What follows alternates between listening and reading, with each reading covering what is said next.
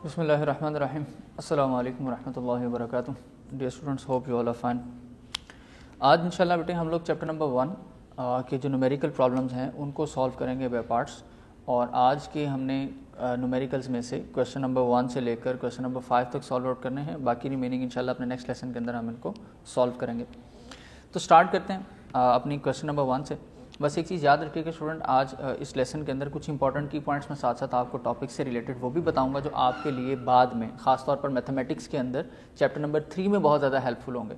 और आपकी पूरी फिजिक्स के अंदर अक्सर स्टैंडर्ड यूनिट्स का और स्टैंडर्ड नोटेशंस की जो वैल्यूज़ हैं वो बच्चों को लिखनी या मेंशन करनी या समझनी नहीं आती। और इस वजह से कई दफ़ा शॉर्ट क्वेश्चंस के आंसर्स या न्यूमेरिकल्स के आंसर्स या MCQs जो हैं वो गलत कर लेते हैं। तो कोशिश कीजिएगा आप साथ साथ इसको अच्छी तरह से अंडरस्टैंड कर लें। दूसरा स्टूडेंट, आपको इन न्यूमेरिकल प्रॉब्लम्स को सॉल्व करने से पहले अच्छी तरह से अपनी प्रीफिक्सेस को याद करना पड़ेगा। स्टार्ट करते हैं। उम्मीद करते हैं कि कुछ नई चीज़ें इंशाल्लाह आपको सीखने को मिल जाएंगी और बहुत सी चीज़ें आप जो हैं वो अच्छी तरह से अंडरस्टैंड कर लेंगे। बेटे क्वेश्चन नंबर 1 की स्टेटमेंट है, express the following quantities using the prefixes.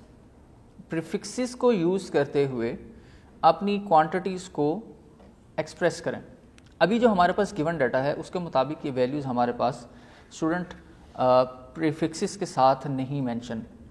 जैसे लेट्स सी, हम क्वेश्चन नंबर 1 के पार्ट नंबर 1 पे चलते हैं, पार्ट नंबर ए। और यहां पर हमारे पास स्टूडेंट वैल्यू गिवन है 5000 ग्राम। अब यहां पर ये हमारे पास स्टैंडर्ड नोटेशन है और स्टैंडर्ड से हमने इसको यूज करना है इसके अंदर प्रीफिक्स का। एक पॉइंट अब जो आपने याद रखना है बेटे साइंटिफिक नोटेशन से रिलेटेड, वो ये है कि जब भी कोई नंबर आपके पास अवेलेबल हो और उसमें डेसिमल पॉइंट आपको ना मिले, कोई भी नंबर अवेलेबल हो और उसमें डेसिमल पॉइंट ना हो, तो याद रखिएगा कि उस वैल्यू के अंदर जो उसका डेसिमल पॉइंट है वो लास्ट में होता, बिल्कुल लास्ट पे होता।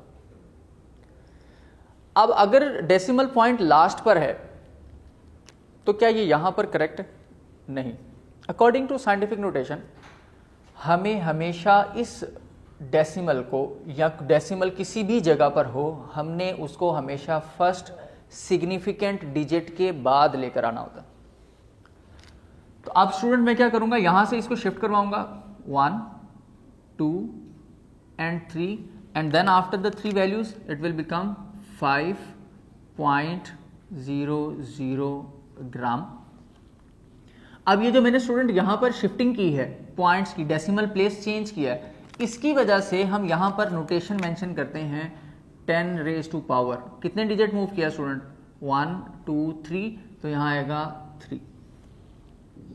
अगर आप यहां से इस तरफ मूव कर रहे हैं तो स्टूडेंट पॉजिटिव साइन, और अगर आप इस डायरेक्शन में मूव कर रहे हैं तो नेगेटिव साइन। यहां पावर के लिए for the power of 10। Clear? Plus या माइनस जो यहां पर हमने लगाना है वो इनकी वजह से इस डायरेक्शन के लिहाज से लगाना है। तो अभी हमने क्योंकि अपर साइड लेफ्ट साइड की तरफ मूव किया तो we note the value with the positive sign. अब ये देखें कि प्रीफिक्सेस के अंदर ये जो 10 रेज़ टू पावर 3 है, this is equivalent to k, so we can write the value as 5। इस 10 रेज़ टू पावर 3 की जगह आएगा kilo and gram and this is our answer. अब ये साइंटिफिक नोटेशन भी आ गई और हमारे पास हमारा प्रीफिक्स का जो वर्ड था वो भी आ गया। सेकंड पार्ट की तरफ चलते हैं स्टूडेंट। यहां हमारे पास लिखा हुआ है 20,100,000 what, 20,100,000 what. It is also called the 20 lakh what. तो स्टूडेंट 20 लाख वॉट के अंदर भी हमने इसको भी प्रीफिक्स के अंदर कन्वर्ट करना है। तो सबसे पहले देखें डेसिमल है नहीं है, तो इसका मतलब डेसिमल यहां पर होगा। अब यहां पर है तो हमने लेकर कहां पर आना है इसको, हमने हमेशा इसको फर्स्ट सिग्निफिकेंट डिजिट के बाद लेकर आना है। तो देखते हैं कितनी शिफ्ट हमें करने पड़ते हैं डिजिट्स, 1 2 3 4 5 6। सो हमारे पास इसका आंसर बनेगा 2.0 into 10 raise to power 6 watt, its original unit. और अब ये देखें कि ये वाला जो डिजिट है this is equivalent to mega, so we can write 2 megawatt answer. तो इस तरह से हमने अपनी वैल्यूज को प्रीफिक्सेस का इस्तेमाल करते हुए साइंटिफिक नोटेशन का इस्तेमाल करते हुए प्रीफिक्सेस के साथ मेंशन करनी है। Let's see what happened with it. The part number C is 52 into 10 raised to power minus 10. Part number C is 52 into 10 raised to power minus 10 and the unit mentioned with this value is kilogram. Now let's see student, decimal place कहां पर है? कोई भी digit हो उसका decimal हमेशा and पर ही होगा। अब डेसिमल अगर एंड पर है तो स्टूडेंट हमने कहां लेकर आना है? फर्स्ट सिग्निफिकेंट डिजिट के बाद। तो हम इसके अंदर भी इसी तरह से वैल्यूज को शिफ्ट करवा देंगे और डायरेक्शन क्या थी? पॉजिटिव वाली, तो पावर भी पॉजिटिव रहेगी। So we can write the value as 5.2 into 10 raised to power plus 1 और ये जो ऑलरेडी मेंशन है इसको भी लिखेंगे -10 और एक और साथ हमारी वैल्यू आएगी स्टूडेंट, वो होगी किलो की। किलो की क्या वैल्यू होती है? 10 raised to power 3, तो 10 raised to power 3 एंड ग्राम जो है वो हम एज इट इज मेंशन कर देंगे। अब यहां पर स्टूडेंट हमने ऐसा इस वजह से किया था क्योंकि ऑलरेडी एक प्रीफिक्स यहां पर यूज था, तो हमने तो एक स्टैंडर्ड प्रीफिक्स पर लेकर आना ना तमाम वैल्यूज को मिक्स करके। तो पहले ही प्रीफिक्स है तो हम दूसरा प्रीफिक्स दोबारा से थोड़ी लिखेंगे। ये याद रखिएगा, हमने रूल्स भी पढ़े हैं कि कभी भी दो प्रीफिक्सेस किलो किलोग्राम नहीं इकट्ठी आ सकती, ठीक है।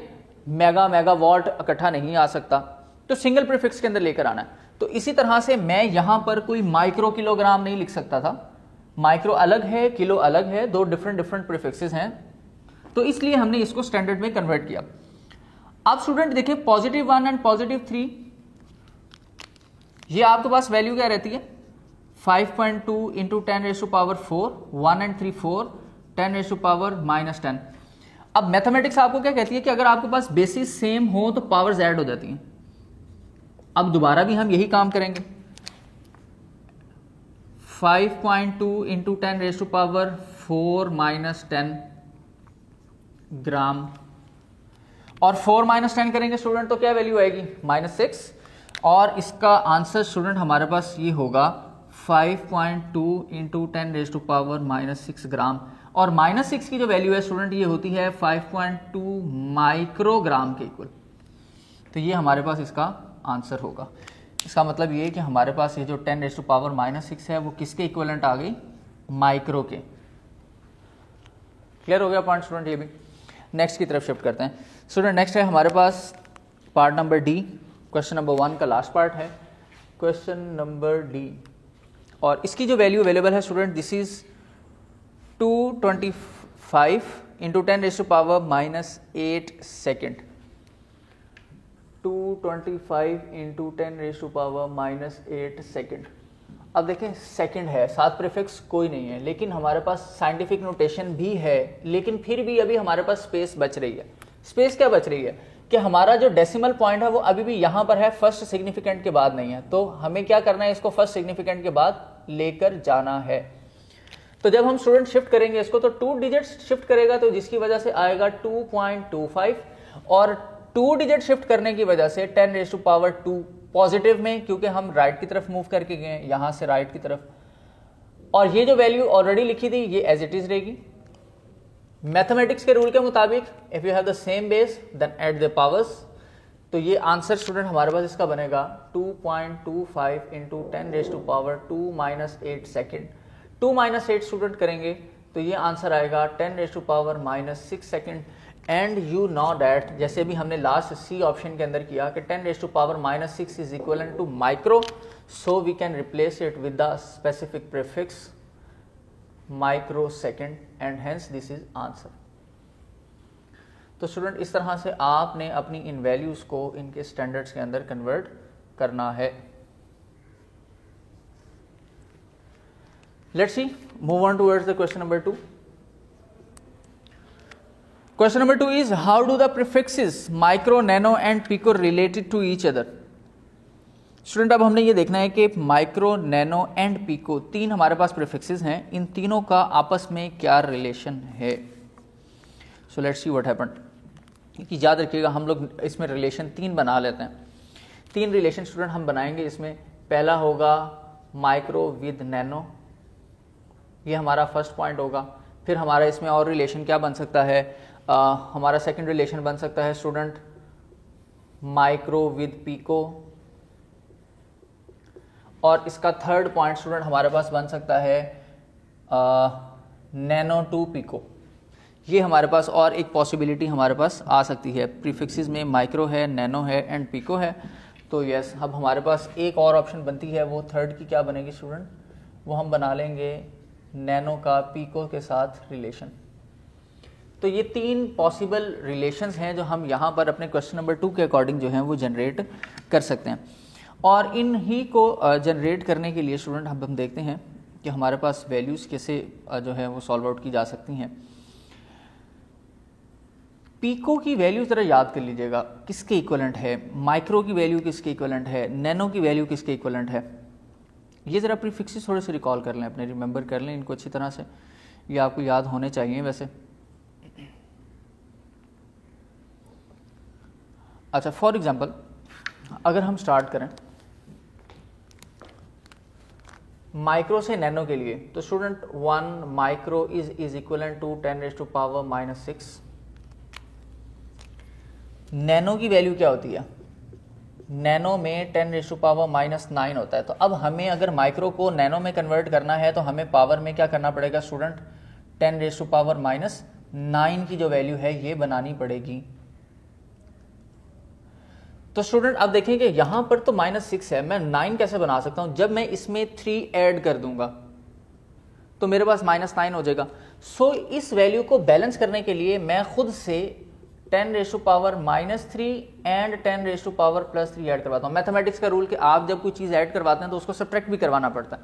तो उसी के अकॉर्डिंग जब मैं इस तरह से इसको अरेंज करूंगा स्टूडेंट, तो 1 माइक्रो इज इक्वलेंट टू, ये दो वैल्यूज को ऐड करने के बाद इनकी पावर बनेगी 10⁻⁻9 और 10⁻³ एज इट इज रहेगी।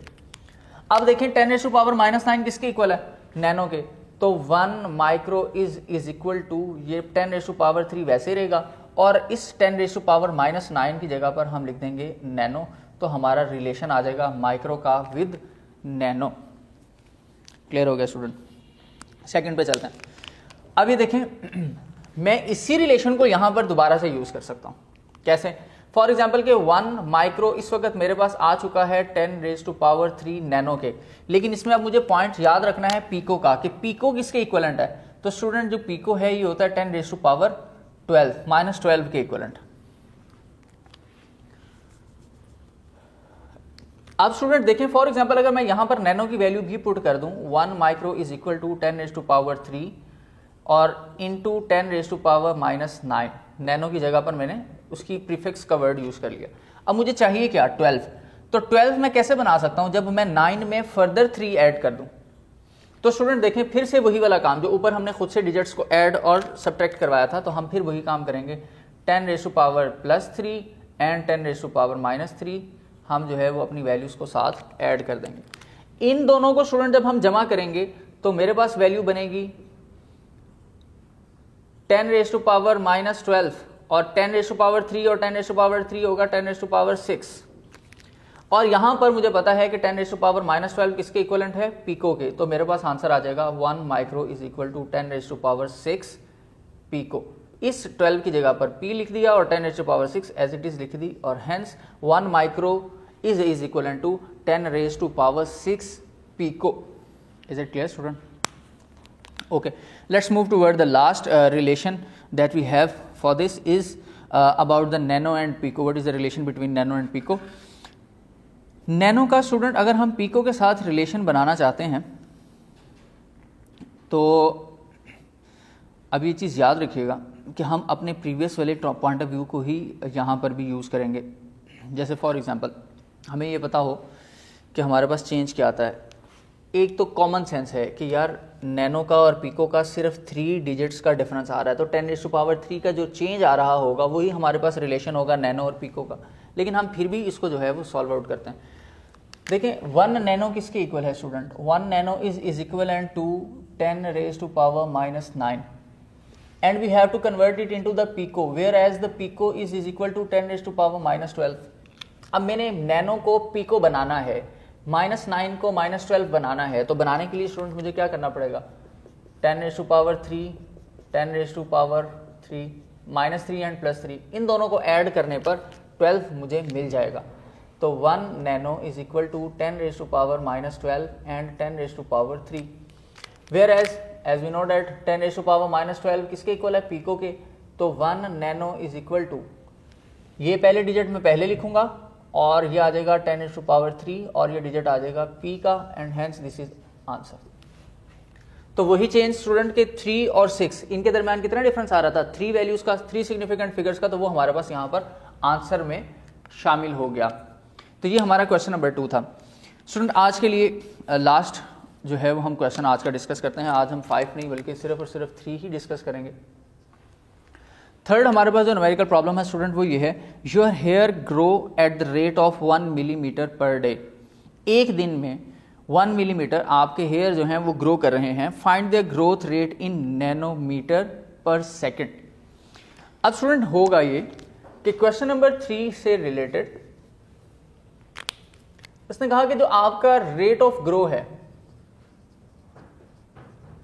वो इस वक्त है 1 मिलीमीटर पर डे, लेकिन हमने किस में कन्वर्ट करना है इसको, हमने इसको कन्वर्ट करना है नैनोमीटर पर सेकंड में, यानी मिलीमीटर को नैनोमीटर में लेकर जाएंगे और डे को सेकंड में लेकर जाएंगे। तो दो चीजें हमने यहां पर यूज करनी है। तो सबसे पहले पहला पॉइंट 1 मिलीमीटर स्टूडेंट मैं आपको बताता चलूं किसके इक्विवेलेंट होता है। ये हमारे पास होता है नैनोमीटर के इक्वल, यानी 10⁻6 नैनोमीटर के इक्वल होता है स्टूडेंट 1 मिलीमीटर। तो एक पॉइंट तो ये याद रखिएगा। सेकंड पॉइंट जो है हमारे पास वो है डे का। डे को भी सेकंड हमने कन्वर्ट करना है सेकंड के अंदर। तो स्टूडेंट जो 1 डे है किसके इक्वलेंट होगा, 1 डे इज इक्वल टू 24 और 24 into 60 minute and 24 into 60 and into 60 is equivalent to 6 seconds. अब स्टूडेंट जब आप इनकी कैलकुलेशंस करते हैं तो ये एक देखिएगा, आवर को पहले हमने मिनट में और फिर देन मिनट को हमने सेकंड्स में कन्वर्ट कर लिया। अब आपने सिर्फ और सिर्फ ये वाली जो वैल्यूज फाइंड आउट की हैं, इन वैल्यूज को यहां पर सब्स्टिट्यूट कर देना है। यहां पर भी 1 है, यहां पर भी 1 है, तो हमें कोई और नंबर से मल्टीप्लाई करवाने की जरूरत नहीं है। लेट्स सी, ग्रो रेट जो है हमारे पास आएगा 1 मिलीमीटर की जगह पर अगर नैनोमीटर की बात करूं तो 10⁻6 नैनोमीटर एंड ओवर 1 डे किसके इक्वलेंट आ रहा है स्टूडेंट, इसके equal 24 into 60 and into 60 second.